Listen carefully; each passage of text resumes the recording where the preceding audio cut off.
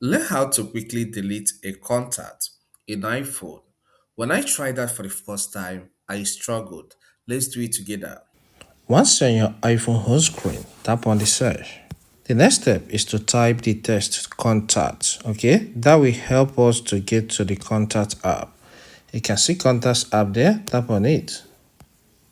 You'll be taken to a page that looks like this, alright? The next step is to get to the contact you want to delete and tap on it. So here, let me delete Melody Abigail. So I'll tap on the name. Once you're here, it will show you the phone number and some details about the person, but the phone number is hidden for security reasons. So tap on edit button, which is at the top right.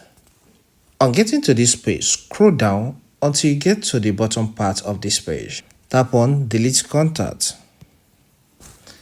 Then tap on delete contact again. And this contact is deleted. In this house, consider subscribing. Here we cover a lot on information technology. Hit the like button and see you some other time.